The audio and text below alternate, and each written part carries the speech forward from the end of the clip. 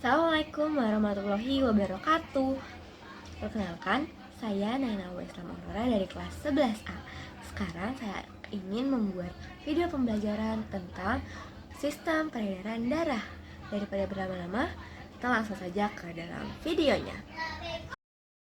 Kita akan membahas sistem peredaran darah. Pertama-tama, kita harus menghitung denyut nadi kita.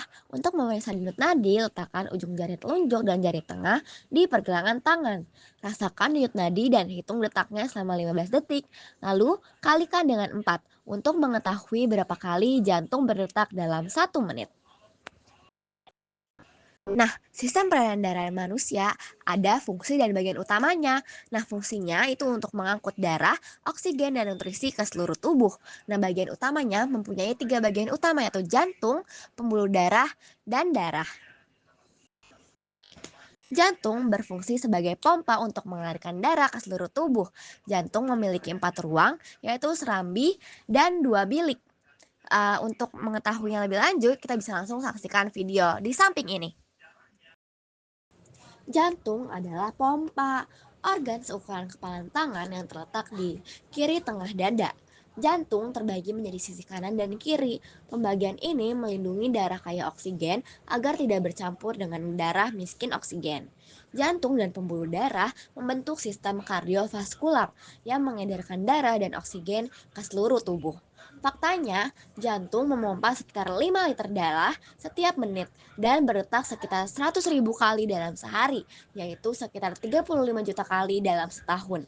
Darah miskin oksigen atau darah biru kembali ke jantung setelah beredar melalui tubuh. Sisi kanan jantung yang terdiri dari atrium dan ventrikel kanan mengumpulkan dan memompa darah ke paru-paru melalui arteri pulmonalis. Paru-paru menyegarkan darah dan pasokan oksigen baru sehingga berubah menjadi merah. Darah kaya oksigen. Darah merah kemudian memasuki sisi kiri jantung yang terdiri dari atrium dan ventrikel kiri dan dipompa melalui aorta ke tubuh untuk memasok oksigen ke jaringan. 4 katup dari dalam jantung menjaga darah agar berdetak dengan benar. Katup, pulmonalis, serta aorta tricuspidalis bekerja seperti gerbang di pagar.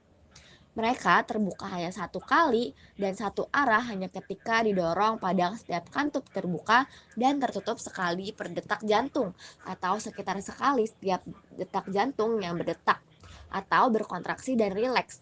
Kontraksi disebut sistol dan relaksasi disebut diastol. Selama sistol, ventrikel Anda berkontraksi memaksa ke dalam pembuluh darah menuju paru-paru dan tubuh Anda seperti saus tomat yang dipaksa keluar dari botol. Dipencet ventrikel kanan berkontraksi sedikit sebelum ventrikel kiri melakukannya. Ventrikel kemudian rileks selama diastol dan terisi penuh dengan darah yang berasal dari ruang atas atau atrium kiri dan kanan. Kemudian siklus dimulai lagi. Jantung juga diberi makan oleh darah pembuluh darah yang disebut arteri koroner yang memanjang di atas. Permukaan jantung bercabang menjadi kapiler yang lebih kecil. Nah, di sini kita bakal bisa melihat kalau hanya jaringan pembuluh darah yang memberi makan jantung. Teman-teman, kalian pasti berpikir bagaimana kita bisa terkena serangan jantung.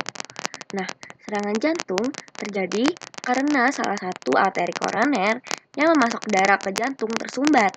Biasanya, penyumbatan ini disebabkan oleh penumpukan plak. Apa sih plak itu? Plak adalah campuran lemak dan zat lain yang lengket. Ketika plak ini pecah, terbentuk gumpalan yang menghalangi aliran darah karena jantung berjuang untuk memompa melalui penyumbatan dan seluruh tubuh pun menderita karenanya. Jadi, jika pasokan darah yang diterima tubuh berkurang, tubuh bisa aja kolaps dan tidak akan bertahan lama.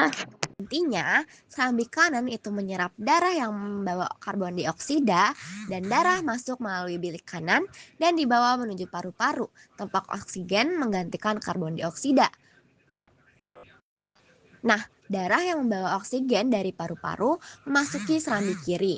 Darah kemudian dipompa ke di mana sel darah merah itu bertugas membawa oksigen, nutrisi, dan partikel sisa. Sel darah putih itu bertugas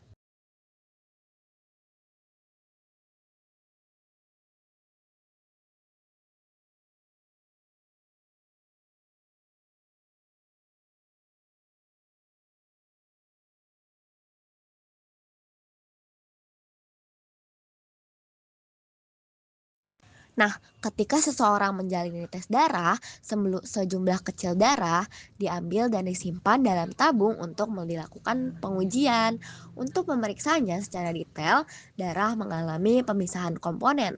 Salah satunya, metode umum melibatkan perputaran dengan kecepatan tinggi di dalam mesin sentrifugal.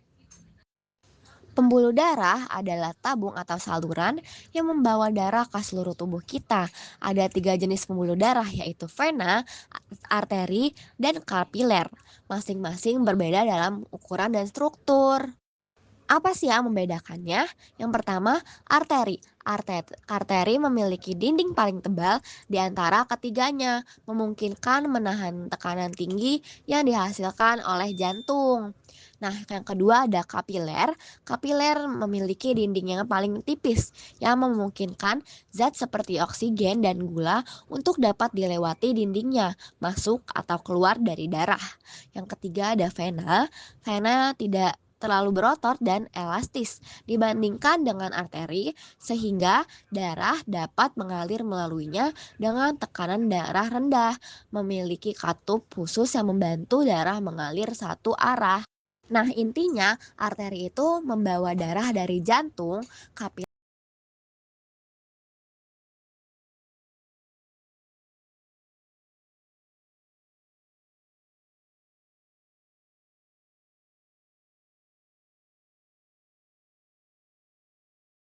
kapiler membantu pertukaran zat di antara darah dan jaringan, dan terakhir vena. Vena itu membawa darah kembali ke jantung.